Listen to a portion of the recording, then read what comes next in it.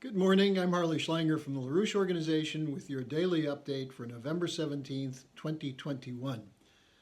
Well, there were some really important signs yesterday of a potential shift from provocation and war preparation to diplomacy. There were three discussions which took place, all of which moved the world in a safer direction, which represented a good direction, although there were many things that were left unsaid. First of all, you had the Biden-Xi Jinping discussion, an almost 3.5 hour discussion. This was actually on Monday, but it was aimed at backing away from confrontation. Keep in mind that it was Biden who encouraged the call and organized it, initiated it. But it included a lot of the standard talking points about China violation of human rights, the U.S. interference in Chinese affairs, and so on. But as you'll see, there was some positive discussion, which points in a good direction. Then you had two discussions which were largely aimed at de-escalating the crisis on the Polish-Belarus border. Angela Merkel had a discussion with Alexander Lukashenko, the German Chancellor, with the President of Belarus. And this is at a moment of heightened crisis, at a point at which the European Union is moving against Lukashenko's government, moving for regime change. The fact that Merkel took the time to talk to him was extremely important. And then also you had a discussion between Macron and Russia's President Putin, a nearly 2-hour talk. Also, they took up the migrant crisis at the Poland-Belarus border, but they also discussed Ukraine and Libya. Now, in the Merkel-Lukashenko talk, several days ago, President Putin, when he was asked about his role in encouraging the migration crisis, the move of migrants to the border to move into the West, Putin said, look, why won't the EU, the European Union, talk to Lukashenko? Instead, you have sanctions against him. You're trying to overthrow him. Why not talk to him? Well, Merkel did talk to him. And this is extremely important. Especially coming in the midst of this regime change push. Merkel has come under attack for this, including from the War Party faction in the Greens, which at this point is the whole Green Party. And secondly, Olaf Scholz, the probable incoming Chancellor, also denounced Lukashenko and made the point that he didn't think Merkel should be recognizing Lukashenko. But this means the European Union would be taking upon itself the right to determine who the president of Belarus should be. And of course, this is something that's unacceptable to Lukashenko, who did win the election. So the fact that Merkel took the time to talk is extremely interesting and important. Now, in the discussions that Merkel had and Macron had with Putin, they did take up the question of providing humanitarian aid for the people who are trapped along the border, who are trying to cross. The Polish police are keeping them out. They're being pushed from Belarus into Poland, at least according to the European Union. And so they talked about making sure there's humanitarian aid because the conditions are terrible for migrants, and there have been 9 people already who have died at the border. Now, it's interesting to note, if you're going to take up the question of humanitarian aid, how about the rest of the refugees, the millions of refugees, that some of whom are in Turkey, Greece, Italy, Germany? Many more would like to come. There are many in Jordan and Lebanon from these wars in the Middle East. Stop the wars, provide some aid, and most important, reconstruction. If you reconstruct these countries, the migrants will stay. They won't flood into Europe. There was no migration crisis from Syria before the US and NATO started arming the Syrian rebels.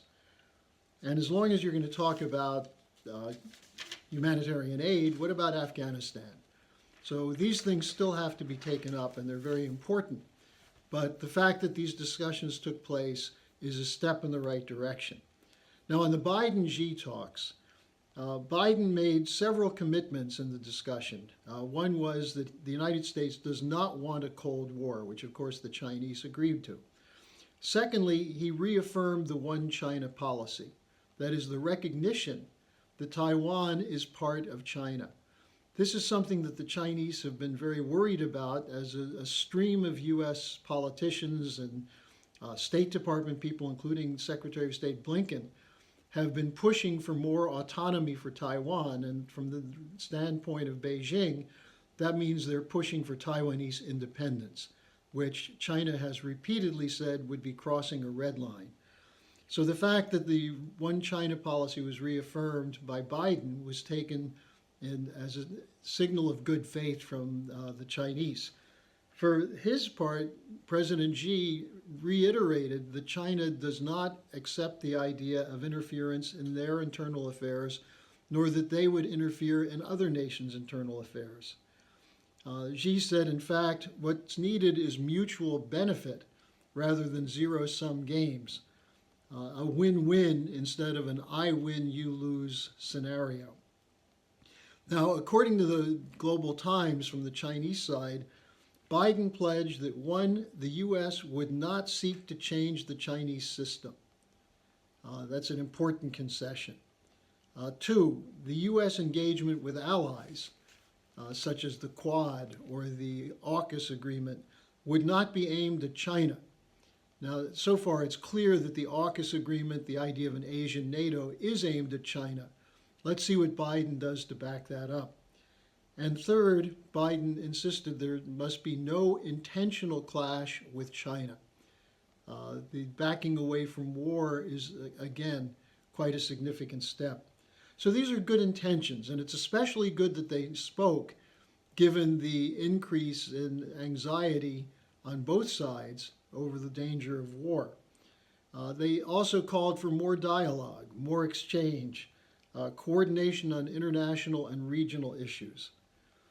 Now, there's obviously some recognition in policy circles in the West of the danger of war.